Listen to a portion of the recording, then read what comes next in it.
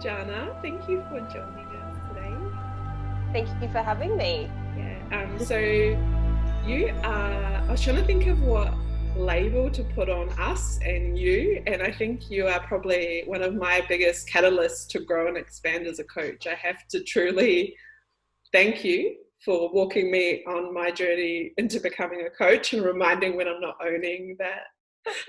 So I think we've worked together for about 5 years. Yep.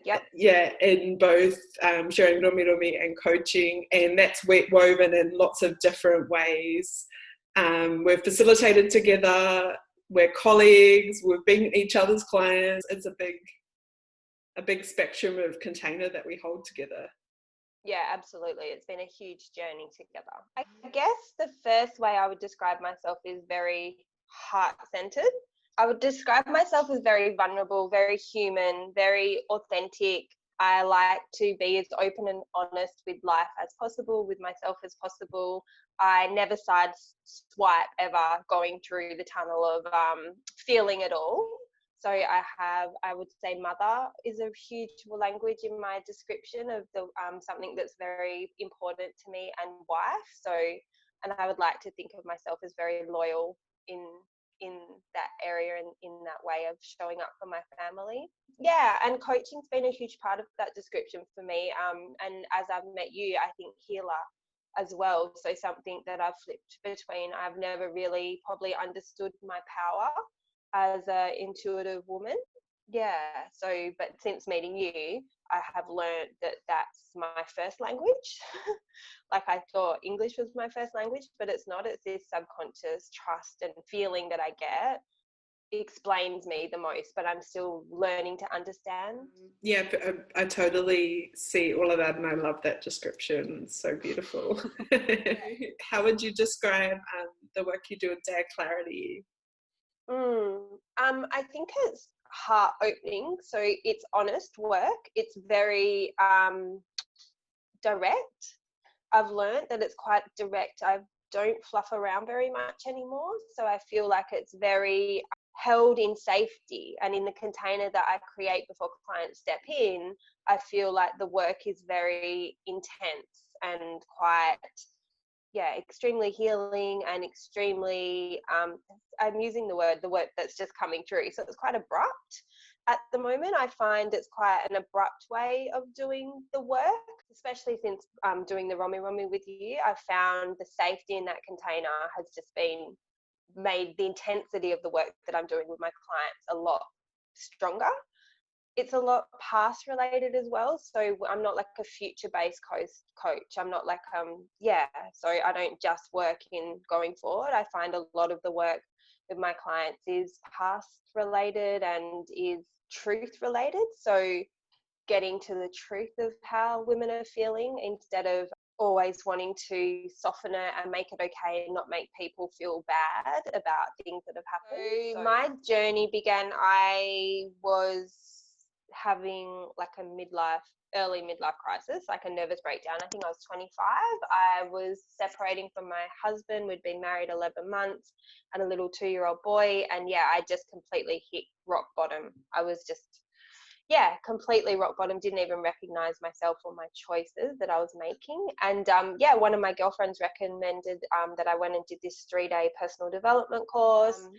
And absolutely changed my life. So I had 3 days in this one container. You weren't allowed to leave. You went in, you no phones, nothing. You just immersed yourself. I thought I joined a cult. I was like, oh my God, like, what is this? This is crazy. But honestly, it just cracked something inside of me, and I was like, how the fuck do people not know this shit? Like, why are we not learning this at school? Why have I not heard this before I'm 25 years old? Why don't I understand this about myself or about human behavior? And all of a sudden I wasn't a bad person or I wasn't a broken person. I had just had some experiences that have molded me into thinking and feeling ways that weren't helping me. It's been my whole life since then. When I hear women come and sit with me and they say, oh, I've never thought of it like that before, that one saying just keeps me going, because that's just all it is. They have never thought of it in that way before. They've thought of it as they aren't enough, or they are broken, or they're, you know, there's something wrong with them, when that's just not the truth of it. Yeah, so I think that, and I look at my kids, and I know how important, like, I want to work with the mums whilst they're raising their children, because their sons and daughters are going to be married to my sons and daughters one day. And I think it's really important that we keep, I don't know, talking about the truth of it, not women. Definitely women. I call in people who are like deep yearning for something. I think I get people that maybe low self-esteem or not confident within themselves, and maybe confusion. I think some people that are quite confused. So I guess Daya Clarity, with the word clarity, is quite interesting then. You know, Daya is, you know, compassion, so compassion and clarity. So, and I guess that's why I have so many women saying, oh, I never thought of it like that. Oh, that makes so much sense to me. Oh, wow. Oh, and like the light bulbs are going off, because it is literally, they have a story and they get to hear the story from my version maybe of their story, and when I repeat it back, and, you know, something in that, and they get this sense of like this, like, ping ping, yeah, it's not as I thought it was. So then we can start working on how it actually is now for them. I guess the way that I coach is a lot of the subconscious. So people will be talking to me, but what they're telling me has nothing to do with what's actually going on. So I feel like my coach, like the way that I do it is, yeah, like it is all through language, but a lot of it is getting people to drop into like a subconscious meditative state when I'm working with them. And why do you think with coaching that some people train us to be coaches that are only future orientated and not looking at the past? I actually probably think it's a lack of depth sometimes, like an actual lack of ability to, like, because to know that you can hold to go back into all those traumas and things and know that you've completely got it and got them, because they can take themselves into some pretty deep psychotic states if they wanted to. So clean coaching is pretty safe in the fact that you're going into a future of something that is light and bright, and, you know, let's just go there and it looks like rainbows. That's not what it looks like in the past. It's sludgy and dark, and like there's an intensity to it. I don't like to get my clients stuck in the past. Like we go there and then we, experience it and we come out of it. I don't know why you would only forward future. A lot, and I'm trying to really reframe that, because I realized in this time that even though I could never even coach that way, I just couldn't, that I have a bit of judgment of myself for not always being so future orientated. But at the same time, I see the huge achievements people have when we do excavate that, but always keep it anchored in the future. Like, yeah, absolutely. Always the purpose. Whereas I feel like with psychology, sometimes, like I've felt in a, when I'm seeing a psychologist or something, that it's, you're just going back and like, I know I'm over that thing. Like, like I'm like, I'm over it. Like, why are we talking? But like, I guess it's the reference point of why I went there or something, that so it keeps coming up, and it's like, let's move. Everything's a pattern for me. So everything that I work with, like the way we do anything is the way we do everything. The pattern is why I go back, because when they're telling me they're doing something in their life right now, or that in their future, it's all like they want this future, but how they're doing life now, we have to go back and understand the pattern and the way that it was created in the first time. So we have to get back to the time of when they created that pattern and why. And they might be able to reach the goal, but they won't actually be able to receive the goal. Exactly. And it's about choosing how do you want to have the experience within yourself whilst you achieve the goal, right? Because you can achieve a goal, but there's lots of different ways to still experience yourself whilst you're achieving it. I've achieved lots of goals, but the reason and the drive behind achieving the goal can sometimes be really aggressive, or really like a need to still prove myself, or to fit in, or to feel loved or something. So sometimes when we can go back and de-armor and understand where that past need is coming from and desire, and feel like then we have more of a conscious choice of how we go forward and achieve the goal. And we might see, once we do some work in the past, I feel like sometimes instead of looking at it like this, if this is the goal, we're like, oh, there's the goal, but I can see now there's like 800 different ways to get there.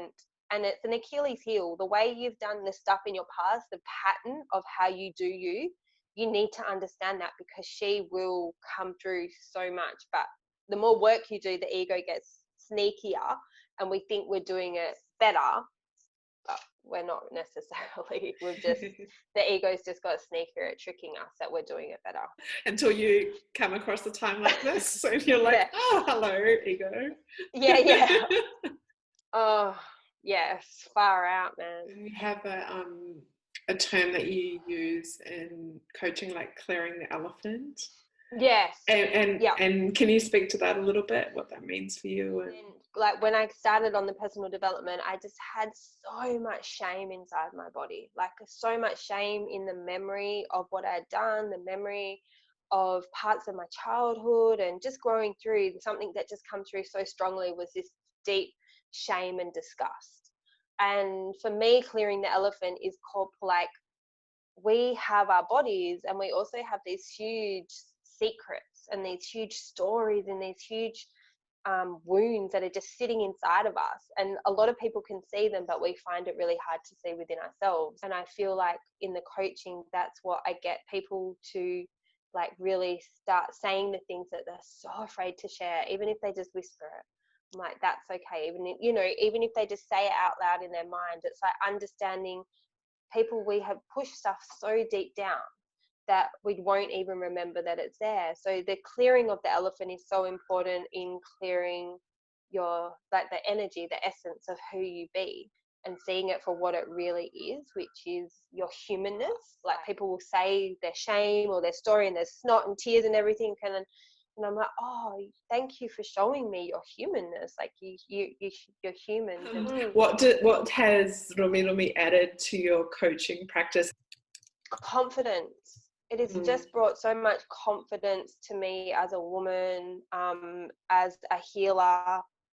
Oh my God, I'm getting emotional. Like, it made me everything that I thought I could do once I learned the foundation. Like, I've had so many sessions with you and I thought I had an understanding of it, but when I could start doing the course and putting it into practice, and then my practices, the experiences I was having within myself for my clients were having, I was like, it just works. Everything that I thought I knew that I could do, I can actually do. It was all there. So it's just cemented this belief system within me. My humanness is not my humanness. It's like an energy.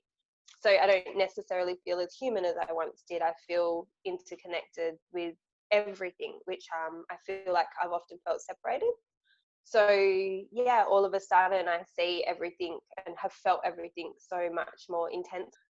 But yeah, it's felt very loving and nurturing, and brought me, all I can say is when I'm on the table, I just feel like I'm home. Well, both when I'm receiving, but also when I'm facilitating, like, yeah, I'm just home. I'm home because I'm doing what I was born to do, which is heal.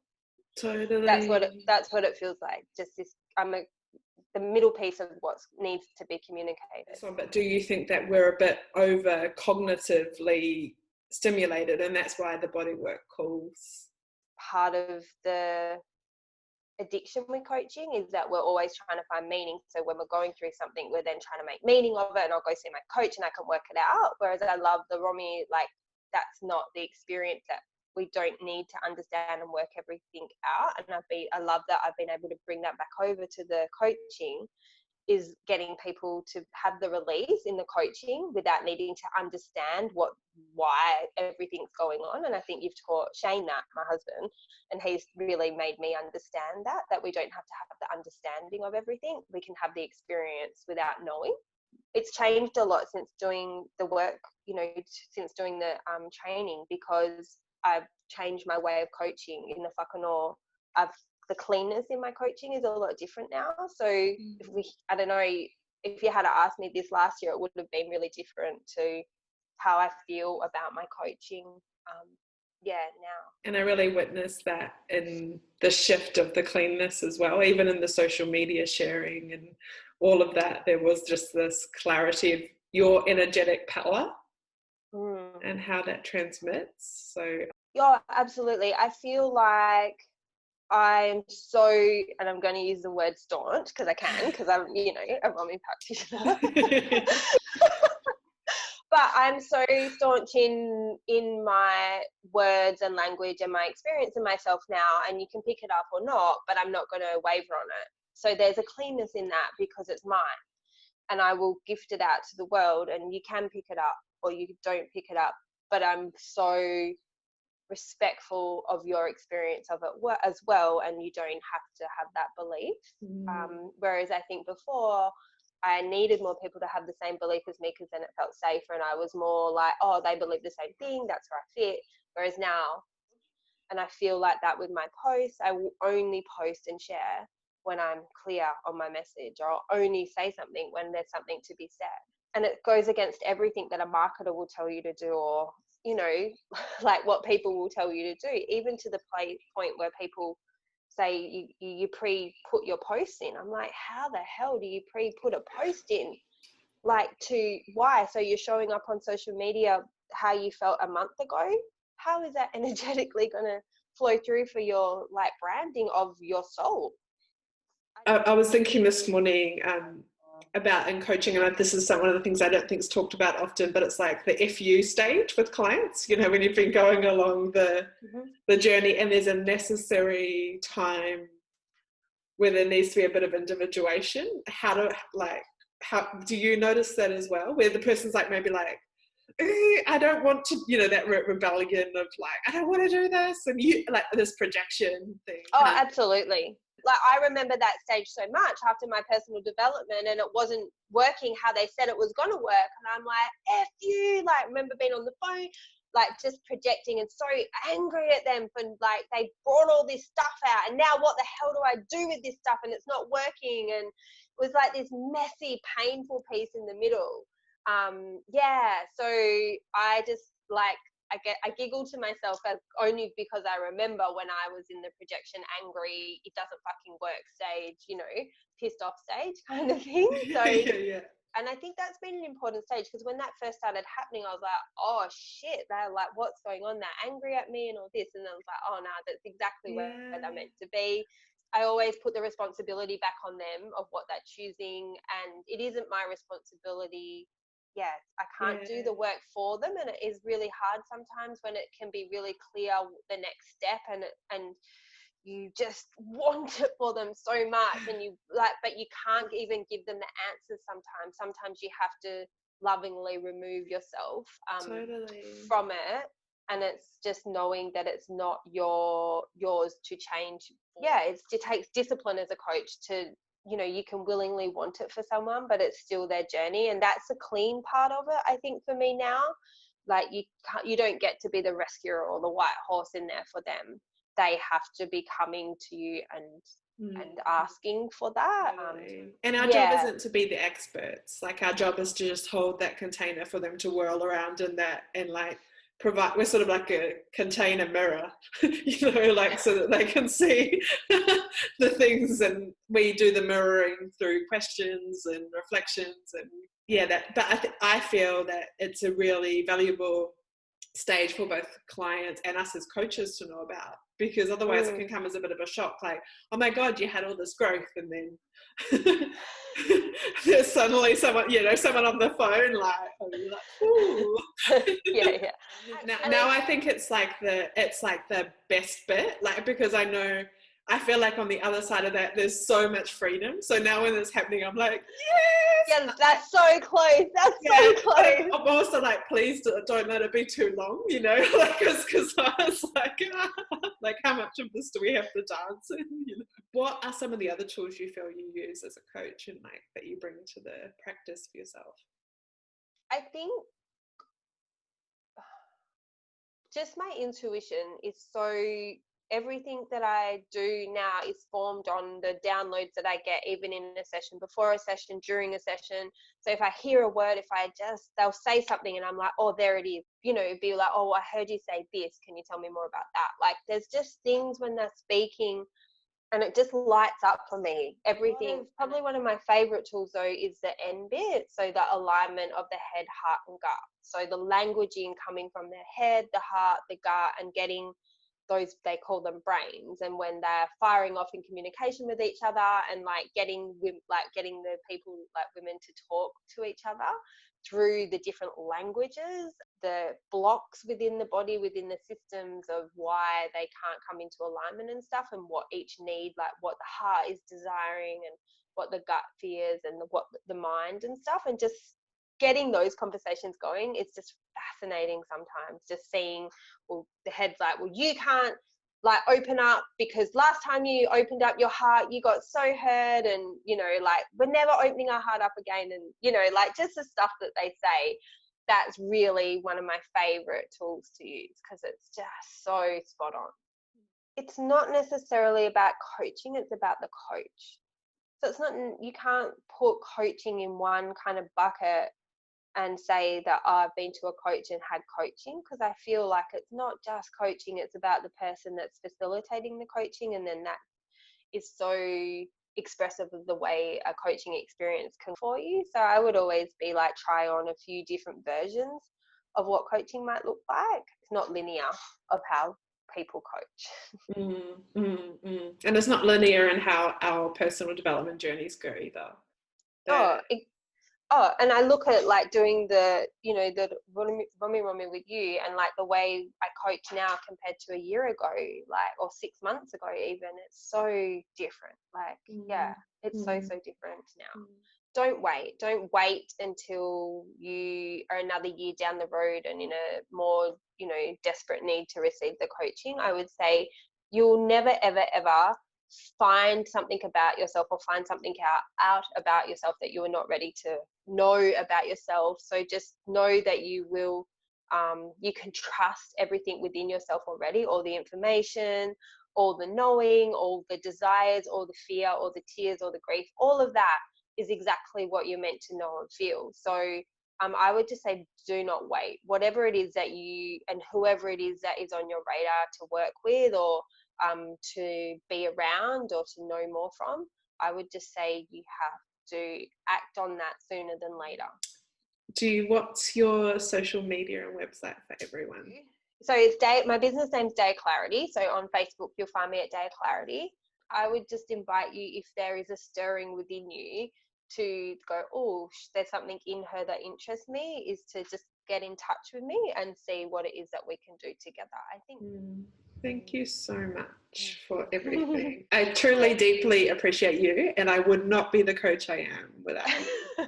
I wouldn't be where I am without you. It has been an amazing journey, truly. And vice versa. Like it scares me, honestly, to think if I hadn't have discovered what I've discovered with you within myself, and what we've been able to go on, maybe the way I would be coaching, that actually does frighten me. I'm so grateful to get to have had such a better understanding of my body and myself, for my energy and life. And thank you. I really enjoyed today. I wasn't sure. I wasn't really sure. Just send all the love and light out into the world right now, and just give thanks for everyone's patience. I feel like the world is showing a lot of patience with each other right now, and I guess I really want to honor that, the uniqueness of where everyone stepped into right now.